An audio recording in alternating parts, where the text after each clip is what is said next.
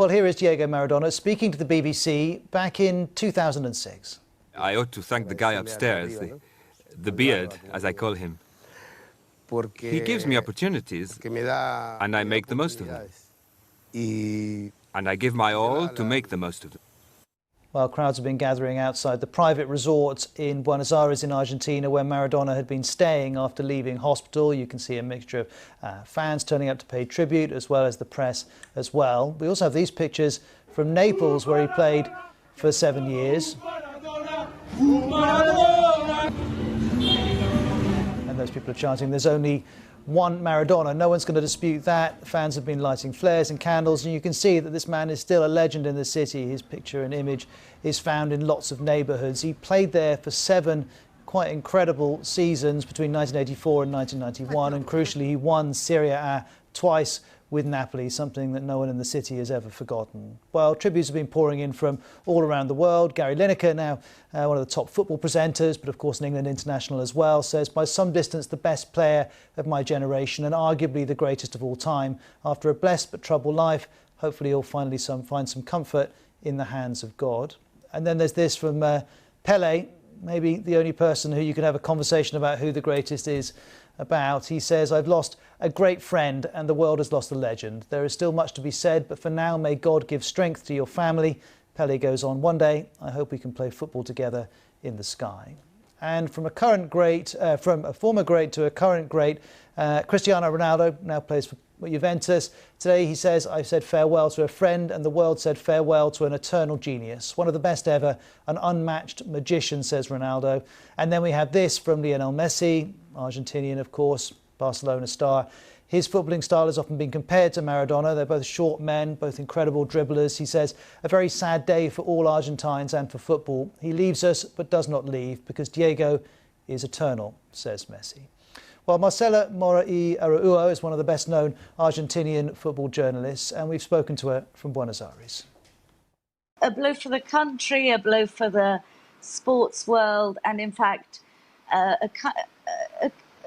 something that in a way shouldn't be unexpected, but really isn't that surprising. I mean, you've done a very comprehensive review of Maradona's life and ailments and career, but I think we came to think of him as somehow immortal or invincible. He always lands on his feet. I mean, in 2018, he had a close shave, we could say, when he was publicly taken out of the stadium on a stretcher. And I think we felt, a lot of us watching, that maybe this was it. And it wasn't. And I remember talking to Valdano at the time in 2018 and him saying, "Don't worry, Diego is like cats. He always bounces back." And his 60th birthday just on the 30th of October, so, you know, a few weeks ago, there were a lot of jokes here in Buenos Aires about where was Diego's party. And people were going, no, he's different now, he's calmed down, there is no party. But even so, he did have a kind of appearance walking around the stadium of Gimnasia Esgrima, where he now works, which a local commentator said he was walked through. It was a bit like a zoo exhibition, and he looked incredibly unwell already. I mean, more unwell than I've seen him before ever. And just a few days later, he was taken into surgery and hasn't really been seen well since. So I think we can assume he's just not recovered. And for more reaction from Latin America, here's Katie Watson in Sao Paulo. Well, certainly here in Brazil, it has been the only thing that people are talking about ever since the news of his death broke. In Argentina, there's a 3-day mourning that's been declared. The president said that you took us to the top of the world, you made us immensely happy, you were the greatest of all, and there'll be celebrations of his life and a memorial later this evening in the centre of Buenos Aires before, of course, there'll be details coming out about his funeral. But here in Brazil, I think it's a really interesting discussion because, of course, as we heard there, Maradona was one of the greatest footballers ever. But here in Brazil, of course, there's Pelé, who was always the rival. Even Pelé said that it was sad news today. I have lost a dear friend. The world has lost a legend. There's much more to say. But for now, may God give his family strength. One day, I hope we will play soccer together in the sky. Certainly, the two men created a rivalry, if you like, between Argentina and Brazil. This is a region that is deeply proud of of its footballing legacy, and there were two greats. And of course, one we've heard has now died. And I guess we're seeing in the reaction to this news how deeply intertwined football and broader culture and politics are in South America, and in particular in Argentina.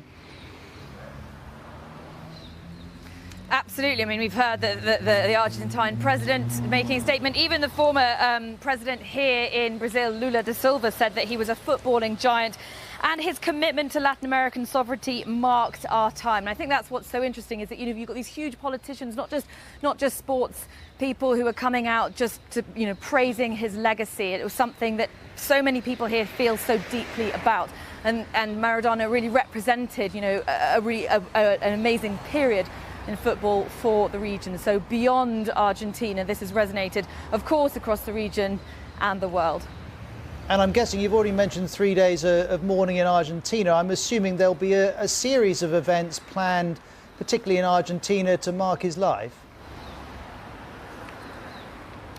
That's right. So this evening there'll be people meeting in the centre of Buenos Aires. I was talking to colleagues earlier who said that when the news broke, there were journalists even crying on television, that there was a real sense of deep sadness, and therefore people were going out on the streets. And of course, Argentina is a country that has had a really strict lockdown.